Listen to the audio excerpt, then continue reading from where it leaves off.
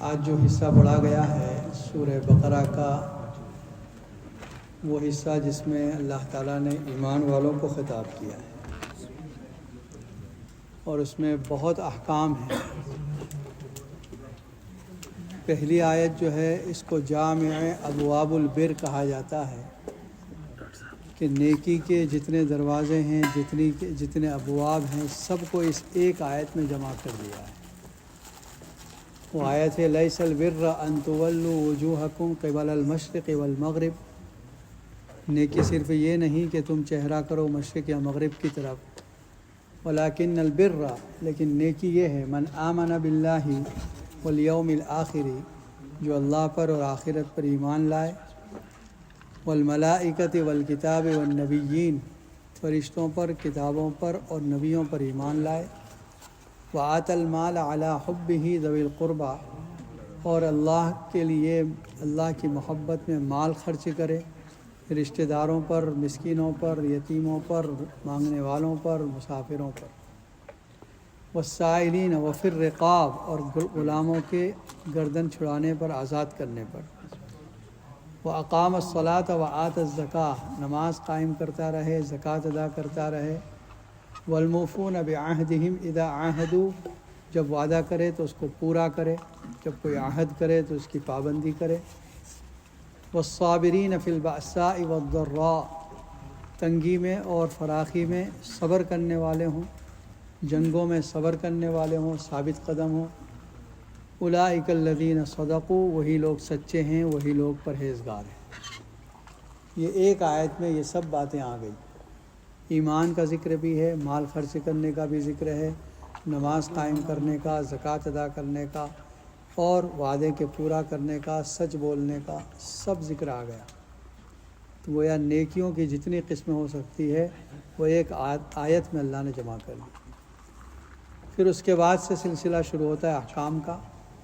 سب سے پہلے آیت جو ہے یا ایھا الذین آمنوا کتب علیکم القصاص فی القتل، جس نے کسی کو جان بوجھ کر قتل کیا ہے ناحق، اس کے بدلے میں اس قاتل کو قصاصاً قتل کیا جائے، یہ حکم دیا۔ اور اس حکم کی مصلحت یہ بیان کی وَلَكُمْ فِي الْقِصَاصِ حَيَاتٌ، تمہارے لیے قصاص لینے میں زندگی ہے۔ زندگی کیسے؟ جب ایک آدمی کو مار رہے ہیں، مطلب باقی سوسائٹی کے لوگ سیف ہو جائیں گے، محفوظ ہو جائیں گے، یہ قتل کرنے والے ہاتھ یہاں سے ختم ہو جائیں گے۔ اس کے بعد وصیت کا حکم دیا، اس کے بعد روزوں کا حکم آیا، جو ہم نے اکثر بیانوں میں سنا یا ایھا الذین آمنوا کتب علیکم الصیام، وہ آیت آج پڑھی گئی۔ اور عجیب ہے کہ جس وقت یہ آیت آئی ہے، روزہ جو ہے عربوں میں اس طریقے سے معروف تھا کہ وہ گھوڑے کو روزہ رکھواتے تھے تاکہ مشقت کا عادی بنے، اس کے منہ پر کپڑا باندھ دیتے تھے، کبھی ایک دن کبھی 2 دن بغیر کھائے پیے وہ مشقت کا عادی بن سکے، اس لیے اس کو روزہ رکھواتے تھے، صام الفرض۔ پھر یہی لفظ اللہ نے صوم کا لفظ استعمال کیا کہ انسان بھی کھانے پینے سے رکا رہے، اس کے لیے صیام ہے۔ شروع میں روزہ جب مکی زندگی میں عاشورے کا روزہ فرض تھا، پھر اس کے بعد جب مدینہ طیبہ آئے اور رمضان کے روزے فرض ہوئے تو وہ فرضیت ختم ہو گئی۔ تو ایک چینجز اور ایک تبدیلی تو یہ ہوئی ہے روزے میں۔ دوسری تبدیلی یہ ہوئی کہ شروع میں آپشنل تھا روزہ، جس کو روزہ رکھنا ہو رکھے، جو نہیں رکھنا چاہتا ہے وہ فدیہ دے دے، ایک فطرانے کے برابر۔ تیسری تبدیلی یہ بعد میں یہ آپشنل ہونا ختم ہو گیا، دوسری آیت شہر رمضان الذی انزل فیہ القرآن، اس میں۔ اور پھر تیسری تبدیلی یہ ہوئی کہ شروع میں یہ حکم تھا کہ جب تک انسان جاگ رہا ہے کھا پی سکتا ہے، جب سو گیا رات میں وہاں سے اس کا روزہ شروع ہو گیا۔ سو کر اٹھنے کے بعد کھانا پینا جائز نہیں تھا، اور رات میں بھی جماع کرنا جائز نہیں تھا، بیوی سے فائدہ اٹھانا جائز نہیں تھا۔ بعد میں یہ چینج ہوا اور حکم آیا کہ اب صبح صادق سے لے کر غروب آفتاب تک کا روزہ ہے۔ غروب آفتاب سے لے کر صبح صادق تک جو رات کا ٹائم ہے، اس میں آپ کھانا بھی کھا سکتے ہیں، چاہے سو کر اٹھ کر کھائیں، اور پانی بھی پی سکتے ہیں، بیوی سے فائدہ بھی اٹھا سکتے ہیں۔ گویا اب روزہ شروع ہوتا ہے صبح صادق سے غروب آفتاب تک۔ اس کے بعد اسی آیت میں اعتکاف کا بھی ذکر ہے۔ قرآن مجید میں روزوں کا ذکر صرف ایک ہی جگہ، یہ اسی جگہ سورہ بقرہ میں، اور درمیان میں دعا کا ذکر آیا، وَإِذَا سَأَلَكَ عِبَادِي عَنِّي فَإِنِّي قَرِيب، جب آپ سے میرے بارے میں بندے پوچھیں تو کہیے کہ میں بہت قریب ہوں۔ اجیب دعوت الداع اذا دعان، میں دعا کرنے والے کی دعا کو قبول کرتا ہوں جب وہ دعا کرتا ہے۔ اس کا مطلب پورا رمضان اللہ سے مانگنے کا ٹائم ہے۔ رمضان کے روزے کے درمیان بھی، روزے کے افطار کے وقت بھی، سحری کے وقت بھی، دن میں بھی۔ رمضان قرآن کی تلاوت کا مہینہ اور رمضان اللہ سے مانگنے کا مہینہ۔ اس کے بعد جو آیتیں ہیں وہ شروع ہوتی ہے حج کے بارے میں۔ روزہ اور حج کا ایک کنیکشن ہے۔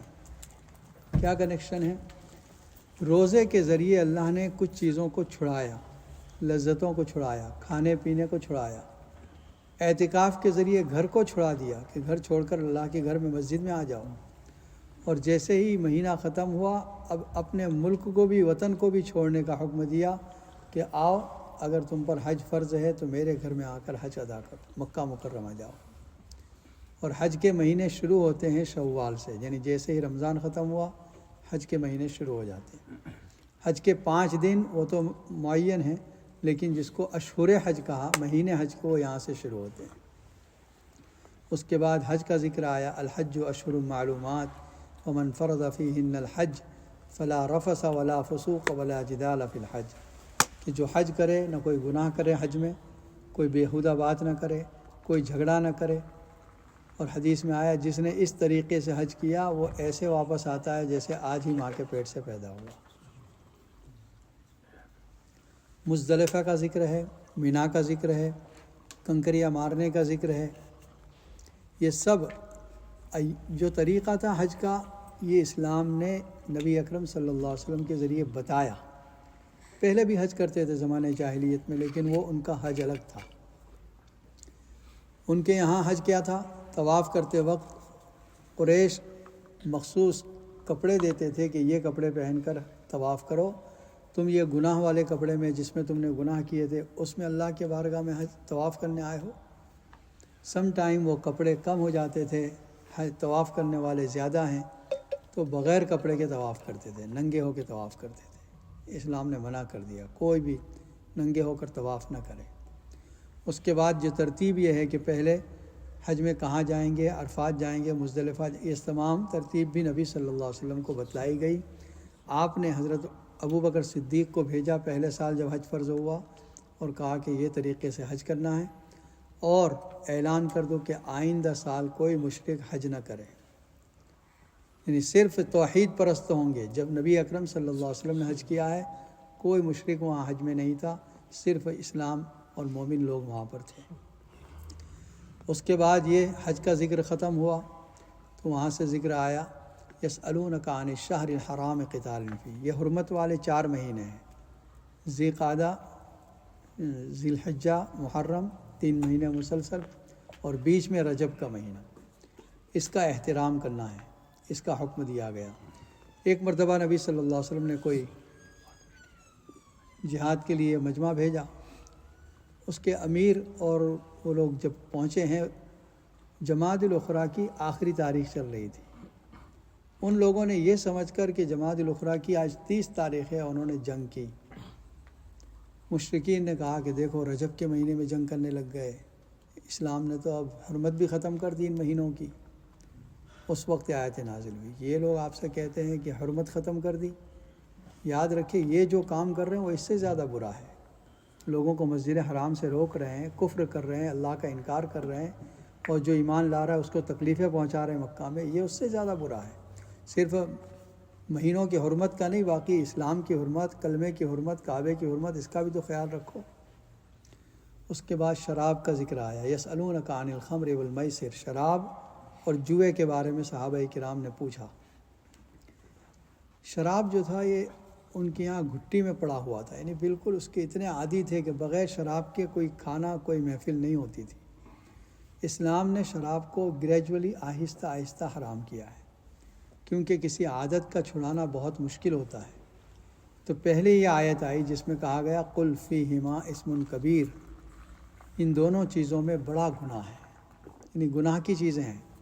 وہ منافع للناس، اور کچھ نفع بھی ہے، 1 پاؤنڈ دے کر لاکھ پاؤنڈ مل جاتے ہیں، یہ نفع ہے جوئے میں۔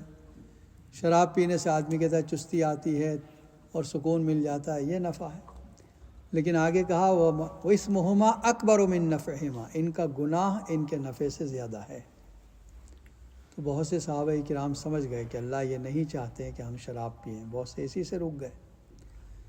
دوسری آیت اس وقت نازل ہوئی جب ایک مرتبہ دعوت تھی، عبد الرحمن بن عوف رضی اللہ تعالیٰ عنہ نے صحابہ کرام کو دعوت دی، کھانے کے بعد شراب کی محفل ہوئی۔ پھر جب نماز کا وقت آیا، مغرب کا وقت تھا، تو حضرت علی کو آگے بڑھا دیا گیا۔ اس وقت تو ان کو پورا ہوش نہیں تھا، نماز میں ایسے کلمے پڑھ لیے جس سے معنی فاسد ہو گئے۔ یہ جو آج آیت پڑھی گئی قل یا ایھا الکافرون لا اعبد ما تعبدون، اس میں لا چھوٹ گیا جس کی وجہ سے معنی بالکل بدل گئے۔ اللہ نے آیت نازل فرمائی اے ایمان والو نماز کے قریب مت جاؤ جب تم نشے میں ہو۔ اب اس کا مطلب تھوڑا ریسٹرکشن آ گیا کہ ایسے ٹائم پر مت پیو جب اس کے بعد نماز کا وقت ہو۔ تو صرف صحابہ اس وقت پینے لگے جب نماز کا وقت دور ہوتا تھا، جیسے فجر کے بعد سے ظہر کا ٹائم لمبا ہے، یا رات میں جب فجر کا ٹائم بہت دیر سے ہے۔ تیسری آیت اس وقت نازل ہوئی جس میں حرام کر دیا گیا، سورہ مائدہ کی آیت، اس کے بعد سے صحابہ کرام نے بالکل شراب چھوڑ دی، یہ حکم آیا۔ اس کے بعد حکم آیا ہے مشرکہ اور کافرہ عورتوں سے نکاح نہ کرنا، چاہے وہ خوبصورت ہو چاہے اچھی لگے۔ اسلام اور کفر یہ نکاح کے ساتھ اب جمع نہیں ہوگا، یہ حکم آ گیا۔ اس کے بعد کی آیت میں حکم آیا کہ مرد اپنی بیوی سے فائدہ اٹھا سکتا ہے، لیکن جب وہ حالت حیض میں ہو تو اس سے جمع نہ کرے، یہ حکم آ گیا۔ اس کے بعد قسم کا حکم آیا، جو ہم قسمیں کھاتے ہیں، یہ 3 قسم کی قسم ہے۔ ایک تو قسم لغو ہے جس کو عرب لوگ واللہ واللہ کہتے ہیں، اور ہمارے یہاں پہ عام طور پر قسمیں کہہ دیتے ہیں، یہ لغو قسم ہے، اس کا کوئی اعتبار نہیں۔ ایک قسم وہ ہوتی ہے جو جھوٹی قسم ہوتی ہے، جیسے آپ نے نماز نہیں پڑھی تھی، پوچھا نماز پڑھی، قسم کھا کے کہا ہاں میں نے نماز پڑھی، حالانکہ آپ کو پتہ ہے کہ نماز نہیں پڑھی ہے، تو یہ جھوٹی قسم ہے، اس کا بہت بڑا گناہ ہے۔ اتنا گناہ ہے کہ گناہ میں ڈوب گیا انسان، یمین غموس، اس کا کوئی کفارہ نہیں۔ اور تیسری قسم ہے یمین منعقدہ، کہ آپ کوئی آئندہ کام کرنے کی یا نہ کرنے کی قسم کھائیں۔ ایک آدمی اسموک کرتا ہے، آپ کہتا ہے کہ بس رمضان کے بعد سے تو میں قسم کھا کر کہتا ہوں نہیں اسموک کروں گا، یہ قسم ہو گئی۔ مستقبل میں نہ پینے کی قسم کھائی ہے کہ اب بالکل نہیں پیوں گا سگریٹ، اب اگر یہ سگریٹ پی لیتا ہے تو قسم ٹوٹ گئی، اس قسم کا کفارہ دینا پڑے گا، کیونکہ اللہ کے نام کے ساتھ قسم کھائی تھی، اس کی عظمت یہ تھی کہ اس کو وعدے کو پورا کرتا۔ تو یہ قسم کا کفارہ کیا ہے؟ 10 مسکینوں کو کھانا کھلانا، یا نہ کھلا سکے تو 3 روزے رکھنا۔ اس کے بعد جو حکم آیا اس میں مطلقہ عورتوں کی عدت کا حکم ہے، کہ اگر کسی عورت کو طلاق دی گئی تو وہ 3 حیض تک، 3 مرتبہ پیریڈ آ جائے وہاں تک کسی اور مرد سے شادی نہیں کرے گی، اس کے بعد وہ شادی کر سکتی ہے۔ پھر طلاق کا ذکر آیا تو 2 طلاقوں کا ذکر پہلے آیا، الطلاق مرتان، کہ طلاق 2 ہی دینی چاہیے، ایک کر کے یا ایک ساتھ، بس اسٹاپ کر دو اس پر۔ اس کا فائدہ یہ ہوگا کہ زندگی میں کبھی بھی رضامندی ہو دوبارہ یہ مرد اور ایک عورت یہ دوبارہ رینیو کر کے مل سکتے ہیں۔ تیسری مرتبہ اگر طلاق دے دی، 3 طلاق، تو اب یہ معاملہ ختم ہو گیا، اب ان کا دوبارہ نکاح نہیں ہو سکتا، الا یہ کہ اگر عورت نے کسی اور مرد سے شادی کر لی، اس مرد نے بھی طلاق دے دی، یا وہ مر گیا، اب وہ چاہتی ہے کہ بجائے اس کے کہ تیسرے مرد سے نکاح کروں، وہی پہلا مرد ہی اچھا تھا، چلو اسی کے پاس واپس جاتی ہوں، تو نکاح کر سکتی ہے اب پہلا۔ اس کے بعد حکم آیا کہ اگر کسی کا شوہر مر جائے تو وہ کتنی عدت میں رہے گی؟ 4 مہینے 10 دن۔ اگر حاملہ ہے، پریگننٹ ہے، تو جب تک بچہ پیدا نہیں ہوتا وہاں تک عدت ہے، لیکن اگر حاملہ نہیں ہے تو 4 مہینے 10 دن۔ اس کے بعد یہ حکم آیا کہ جو عورت اس طرح شوہر کے مرنے کے بعد عدت میں ہو، اس سے اس کی آئندہ زندگی میں نکاح کرنے کا وعدہ مت کرو۔ ابھی وہ اپنے شوہر کی عدت میں ہے تو سوگ منا رہی ہے، اس کا غم کر رہی ہے، جس وقت عدت ختم ہو جائے اس وقت تم نکاح کرنا۔ ہاں اشارتاً کہہ سکتے ہیں کہ آپ فکر نہ کریں، میرا ایک دوست ہے وہ تلاش کر ہی رہا ہے، آپ جیسی عورتوں کا تو نکاح ہو جاتا ہے، اس طرح اشارہ کہہ سکتے، لیکن کھلم کھلا وعدہ نہ کرے کوئی۔ پھر اس کے بعد مہر کا ذکر آیا۔ شادی میں جو مہر طے کی جاتی ہے اس کی 4 شکل ہوتی ہے۔ اگر مہر مقرر کر لی ہے اور میاں بیوی کا صرف نکاح ہوا ہے اور طلاق ہو گئی، ابھی دونوں ملے نہیں ہیں، تو اس صورت میں آدھا مہر دینا پڑے گا۔ اور اگر میاں بیوی کا ملن بھی ہو گیا تو اس صورت میں پورا مہر لازم ہو گیا، کیونکہ مقرر کیا ہوا مہر۔ اگر کسی نے مہر مقرر نہیں کیا تھا، ایسے ہی نکاح کر لیا تھا کہ چلو بعد میں دے دیں گے، اور پھر میاں بیوی مل گئے، جمع ہو گیا، تو اب کم سے کم مہر مصر لازم ہوگا، یعنی اس عورت کے خاندان میں کتنا مہر چلا آ رہا ہے اتنا مہر دینا پڑے گا۔ اور اگر مہر مقرر بھی نہیں کیا تھا اور صرف نکاح ہوا اور جدائی کی ہو گئی، طلاق ہو گئی، تو اس صورت میں صرف ایک کپڑے کا جوڑا دینا پڑے گا۔ اس کے بعد ذکر آیا عصر کی نماز کا۔ حافظوا علی الصلوات والصلاۃ الوسطیٰ، عصر کی نماز کی بڑی اہمیت ہے، اس کی پابندی کرنا ہے، اس لیے کہ عصر کا وقت مختصر ہے اور عصر کا وقت میں ہر آدمی بزی ہوتا ہے، کام والے کام پر ہیں، جاب والے جاب میں مصروف ہیں، اور اسکول سے آنے والے اسکول جانے والے، یہ عصر کا ٹائم بہت نازک ہے، تو فرمایا اس کی بڑی پابندی کرنا۔ پھر اس کے بعد جہاں تیسرا پارہ شروع ہوتا ہے، آیت الکرسی میں اللہ کی صفات ذکر کی۔